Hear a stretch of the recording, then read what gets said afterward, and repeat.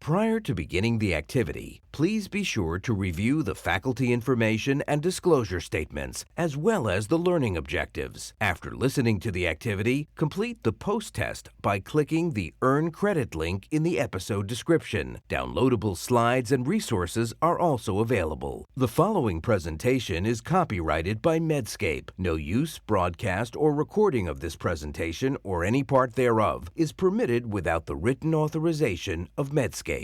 The following presentation is part of a certified educational activity provided by Medscape Education and supported by an independent educational grant from Johnson & Johnson.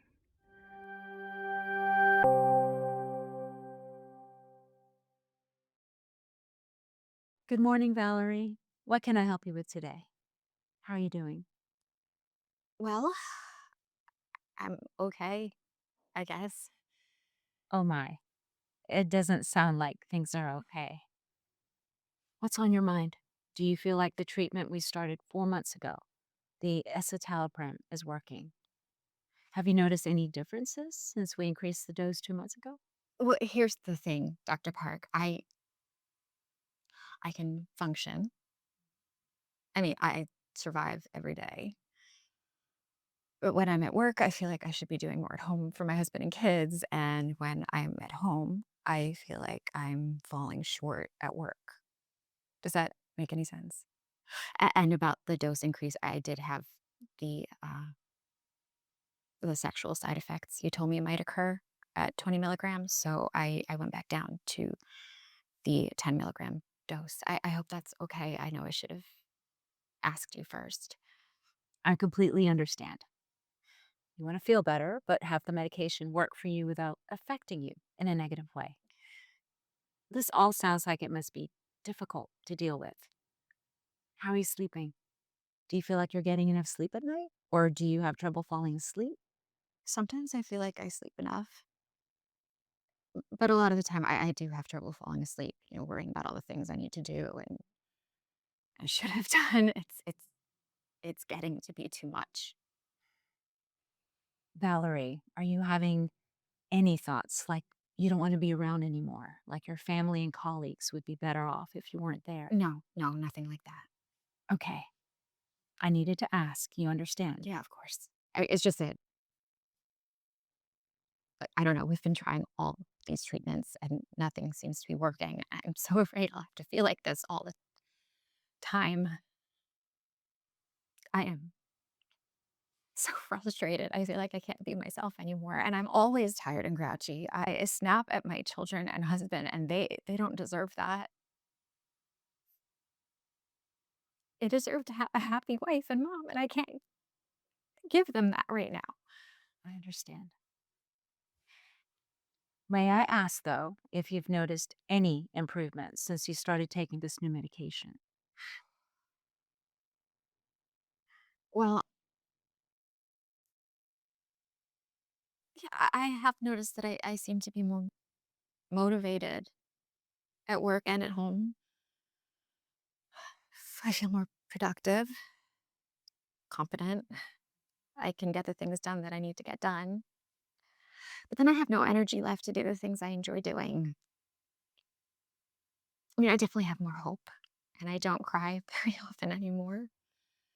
And I know that if I felt a little better, I could reach out more to friends and exercise and cook healthier meals, focus more on self-care.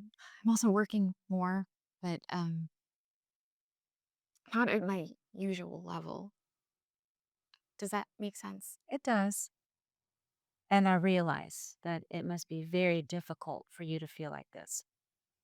But we have more options we can discuss that might work better for you. But one more question while I'm thinking of it.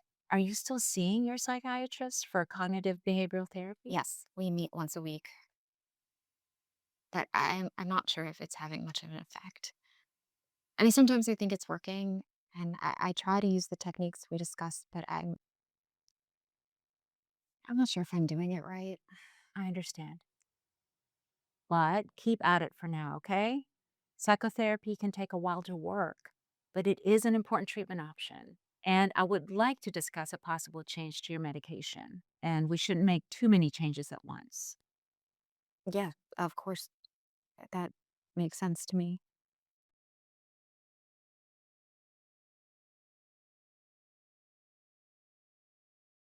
Hi, I'm Dr. Marlene Freeman. I'm a professor of psychiatry at Harvard Medical School and the associate director of the Center for Women's Mental Health and the medical director of the Clinical Trials Network and Institute at Massachusetts General Hospital in Boston, Massachusetts. Now, importantly, we're discussing major depressive disorder, which is a debilitating condition that's characterized by depressed mood and/or decreased interest or pleasure in things, lasting at least a couple weeks, although for most patients it lasts longer than that. It can often include impaired cognitive functioning and neurovegetative symptoms like disturbed sleep or appetite. It can also include low energy, social withdrawal, and also includes decreased functioning. And that can include across arenas of an individual's life, such as their work life, home life, relationships. And this is really important when we're considering aspects of life for a working mother, such as the patient we're discussing. So, when we talk about responses to treatment, when we talk about non response, we're really talking about little to no improvement. So, less than 25% of improvement on a rating scale. With partial response, we're talking about 25 to 49%, so less than half of improvement on a rating scale, which really signifies troublesome symptoms that affect functioning. A response is generally defined as a 50% improvement on a rating scale, yet it's still not remission, and treatment may be needed for residual symptoms. Importantly, residual symptoms are a major risk factor for recurrence. Remission is what we're aiming for with treatment, so virtually symptom free, and the patient is experiencing her normal functioning. Now, when we think about our patient Valerie, she's had a partial response, yet she remains in a depressive episode despite an adequate trial of an antidepressant in terms of both the dose of the antidepressant and the length of the treatment. Her major depressive episode is still taking a toll on many aspects of functioning across her life. She's also experiencing poor self esteem as a result of the depressive episode. Her functioning is better, but her depression is still not remitted. So there are limitations on the optimization of her current medication regimen in terms of tolerability, which is often the case. Our treatment goal remains to aim for remission and approach the patient and her care holistically in a patient centered way and think about lifestyle interventions to improve depressive symptoms along with other treatment approaches. So, we always want to optimize the non medication aspects of treatment. So, some of the possible lifestyle interventions for Valerie include exercise, augmentation treatments for depression in terms of non medication treatment options. We also want to think about overall health and dietary interventions. For example, there have been some positive benefits of the Mediterranean style diet. So we want to be thinking about them, discussing them with patients, but they are really a secondary approach. So these lifestyle changes are most effective when they're integrated into a multidisciplinary care plan alongside standard treatments like psychotherapy and medications. And importantly, psychotherapy is the gold standard non medication treatment for major depressive disorder. One option we could try is to add another medication to the one you're taking now. I think it would be beneficial for you to keep taking the escitalopram, and we'll add another treatment to it. But another treatment, am I that crazy? I feel like such a failure. I can't even be treated with one medication. Turns out I need two, or maybe even more. Can't we just try a different medication? I know we've done that in the past, but it seems like you have had at least some response to the treatment you're taking now, more so than you've had with the other treatments we tried. And at a higher dose, you had side effects. So instead of switching, for now, I think it would make the most sense to add on another medication. to help boost the response you've had to the escitalopram. Yes. It still seems like I'm a crazy lady who's failed and will be depressed forever. Valerie, the need for an additional medication does not mean in any way that you are a failure or that you're crazy. I want you to understand that many patients with major depression, they need more than one medication. And taking more than one can help you feel better. Our goal is to help you feel like yourself again. And it's not enough to just be able to function, survive the day, and still not feel well. I know. And thank you for explaining. Of course. And importantly, increasing the escitalopram dose did help somewhat, though it hasn't been enough. Sometimes adding another medication is a better strategy because if we make a complete switch, you might lose the benefits you've had so far. We could try to stop the escitalopram altogether and start another medication, but there is no guarantee that another medication in its place will work as well. But if I'm able to function and make it through the day, isn't that good enough? I'm starting to wonder if this is the best I can hope for right now. I know it may feel that way, but our goal is to really help you feel better, like yourself again, aiming for what we call remission rather than just improvement with as few side effects as possible. I understand. Speaking of side effects, if we have to add another medication, I would really prefer not to take something that might make me gain weight. My appetite and weight has been pretty normal lately, and I wouldn't want that to change. That's good to know. Of course, we can look at options that are least likely to impact on weight, and that might be a good place for us to start. Do you think this is really necessary?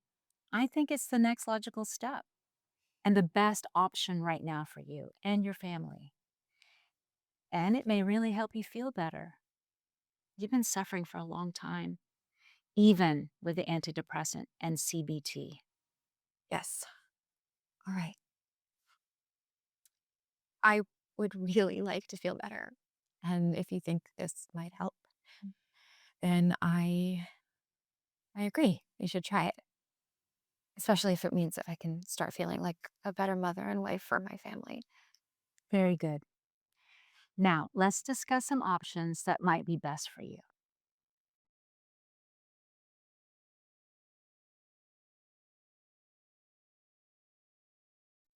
Now, when we think about the treatment of major depressive disorder and next steps after a primary trial of an antidepressant, we want to be thinking along the lines of the evidence base and guidelines for next steps.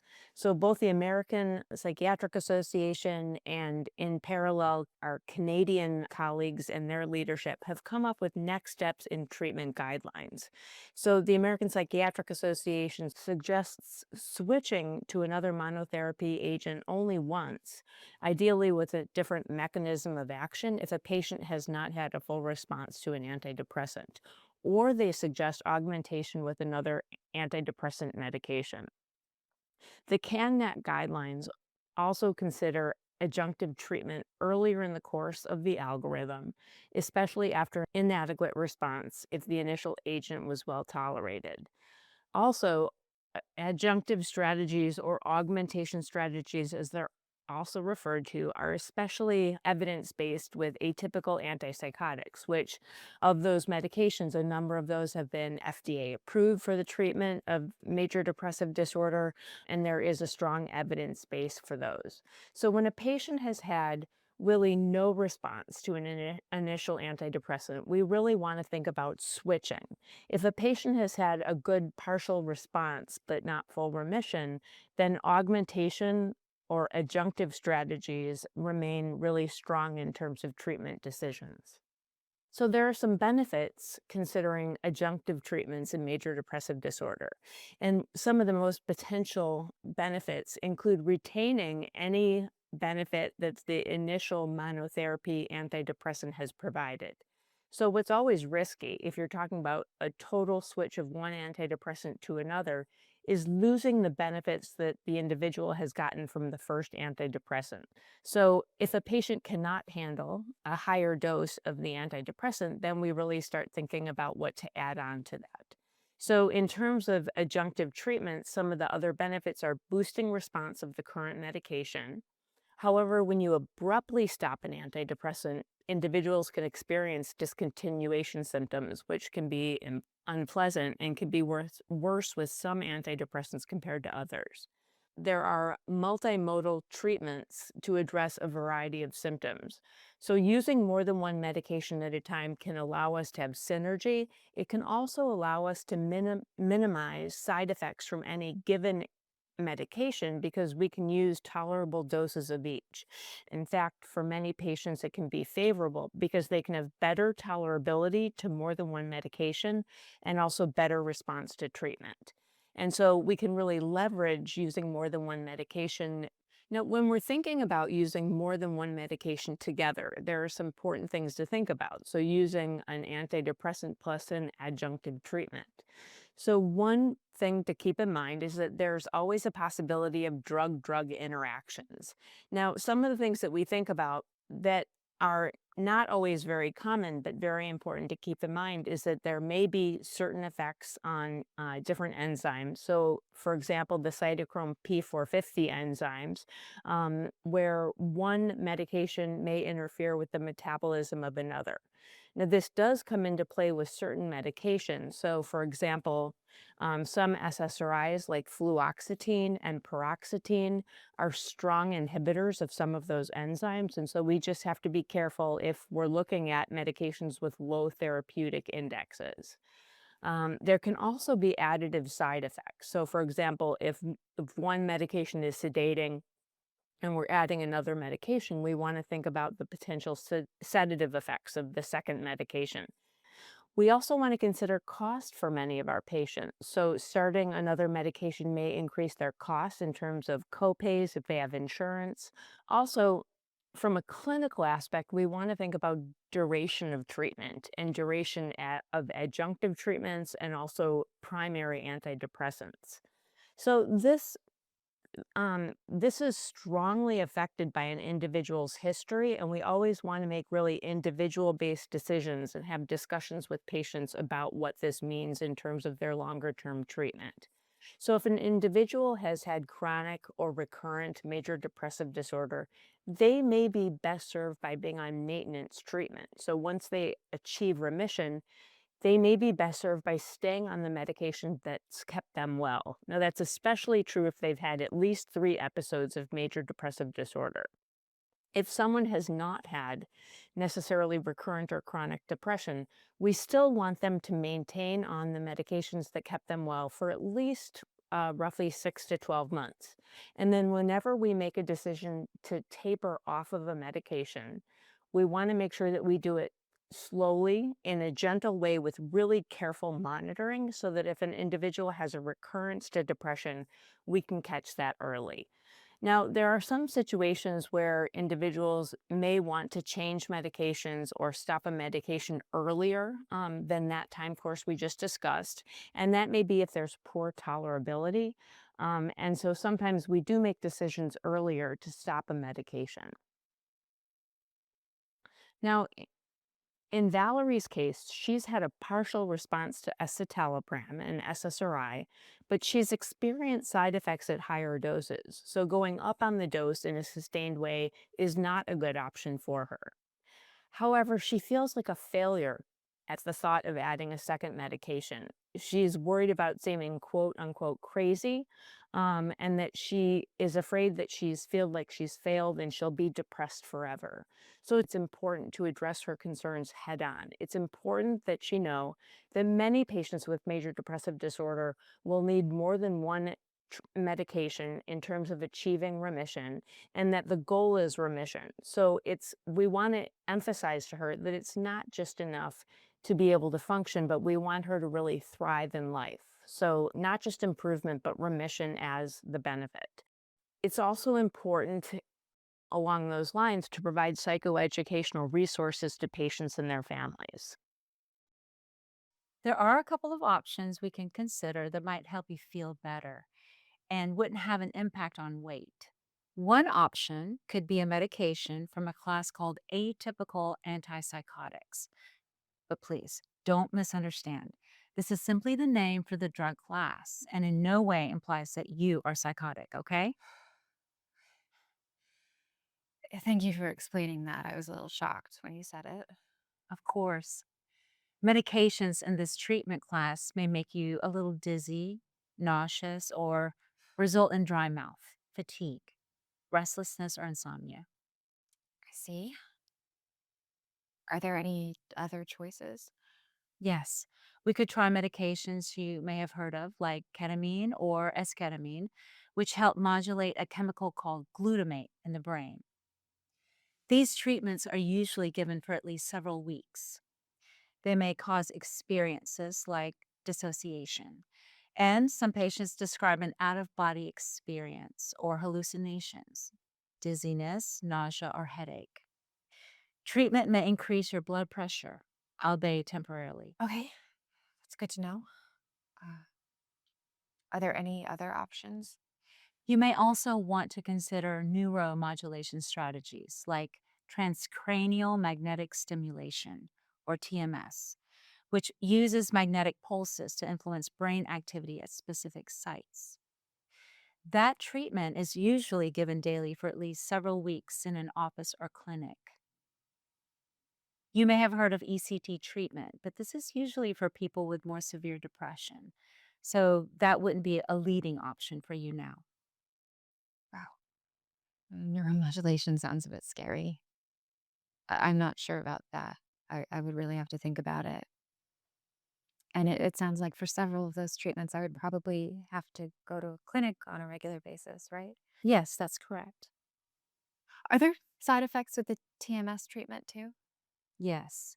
You may develop a headache or experience scalp discomfort or tingling at the stimulation site. But one main factor is that the treatment requires you to commit to going into the clinic, usually 5 times per week for several weeks. There are shorter courses of treatments that are being studied right now, but they're not in use yet typically. I really don't think I can take time away from my family and work that often. Does any one of these treatments work better than the others? No, not necessarily. And it's more a question of finding which one works best for you, really. And aside from the brain stimulation, can all the other options be taken as a pill? No. The glutamate modulating treatment, esketamine, is a nasal spray that should be given in a clinical setting. So you can be monitored for a few hours afterwards to make sure you're not experiencing any of the side effects I mentioned. There's also an IV version, but that is not yet approved for use. So I'm not focusing on it right now. How often would I have to go to the clinic? In the beginning, twice a week for 4 weeks, then once every 1 or 2 weeks. I see. And the others are pills that I would take every day, the antipsychotics. That's right. But I want to clarify the atypical antipsychotics, despite the name, are approved by the FDA for treatment resistant depression and are used very commonly for patients with mood disorders without psychosis. I see the pros and cons of all of these, really, but I am concerned that going to the clinic for treatment so often for some of these means a bigger time commitment. I have to think about that. Is that okay? Of course. Before you leave today, let's make another appointment in a week or two so we can discuss your choice. And of course, you can contact me anytime if you have questions in the meantime. Yes, I will do that. Thank you, Dr. Park. You're very welcome.